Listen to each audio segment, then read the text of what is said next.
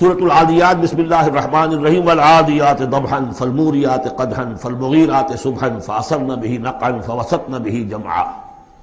یہ پانچویں اور آخری صورت ہے اس اسلوب کی جو صافات سے شروع ہوا تھا، والصافات صفا فالزاجرات زجرا، پھر آئی والذاریات ذروا، اور پھر اس کے بعد آئی والمرسلات عرفا، پھر آئی والنازعات غرقا، اور یہ آخری ہے والعادیات ضبحا۔ اور ان قسموں کے بارے میں بھی اجماع ہے، ان کے معنی میں کوئی اختلاف نہیں ہے۔ وہ گھوڑے کے جو دوڑتے ہیں ہانپتے ہوئے، قسم ہے ان گھوڑوں کی، یا گواہ ہیں وہ گھوڑے جو دوڑتے ہیں ہانپتے ہوئے۔ فالموریات قدحا، پھر وہ اپنے سموں سے چنگاریاں نکال رہے ہوتے ہیں، جب وہ کسی پتھر کے ساتھ ٹکراتے ہیں تو چنگاری نکلتی ہے۔ فالموریات قدحا فالمغیرات صبحا، اور پھر وہ الصبح in the small hours of the morning جا کر غارت گری کرتے ہیں۔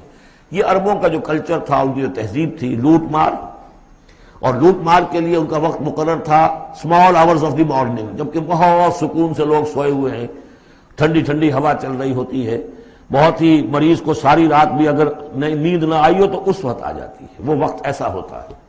اس میں جاتے تھے وہ برق رفتاری کے ساتھ گھوڑوں پر جا کر لوٹ مار کیا، قتل کیا، اور پھر بھاگے وہاں سے۔ یہ ان کا عام جو ہے کلچر ہے، لیکن اس میں استعمال کون ہو رہا ہے؟ گھوڑا۔ اچھا، یہ گھوڑا جو ہے پھر ان کی جنگوں میں بھی استعمال ہوتا تھا، جبکہ آمنے سامنے جنگیں ہیں، وہ جنگوں کے اندر جاتا تھا، حالانکہ اس کی تو کسی سے لڑائی نہیں ہے، وہ صرف اپنے مالک کی وفاداری کر رہا ہے، جو اسے کچھ کھلا دیتا ہے، کوئی دانہ ڈالتا ہے، کوئی کبھی اس کے جو ہے وہ مالش کر دیتا ہے، اس کا اتنا وفادار ہے کہ فرمایا فالمغیرات صبحا فاثرن به نقعا، اور پھر جا کر وہ گرد اٹھاتا ہوا دوڑ کر جاتا ہے، فوسطن به جمعا، اور جمعیت کے اندر گھس جاتا ہے۔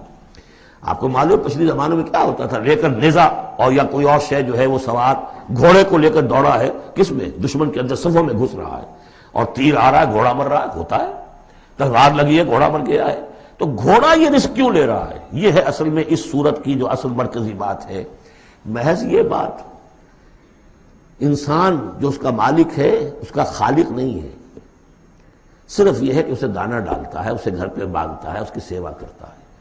اس صرف دانہ دینے اور سیوا کرنے پر اس کے اندر اتنی وفاداری ہے کہ وہ اپنے مالک کی ذرا سی ایڑ کی تھوڑی سی اس کا اشارہ ہوتا ہے اور ہوا کی طرح بات کرتا ہے، جہاں اس کو حکم ہوتا ہے وہ دوڑتا ہے، اپنی جان جوکھوں میں ڈالتا ہے۔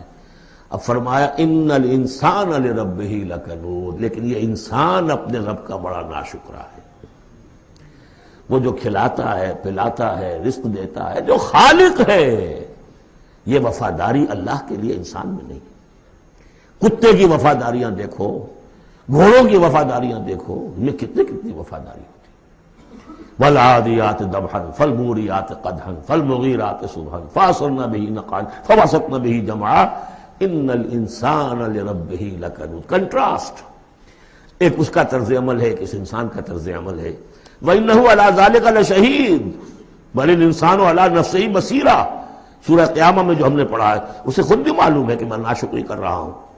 وَإِنَّهُ لِحُبِّ الْخَيْرِ لَشَدِيدٌ، لیکن یہ مال اور دولت کی محبت میں بہت شدید ہو جاتا ہے، مال اور محبت کی دولت کی وجہ سے حرام حلال کی تمیز ہٹا دیتا ہے، حالانکہ اس کا نفس ملامت کرتا ہے۔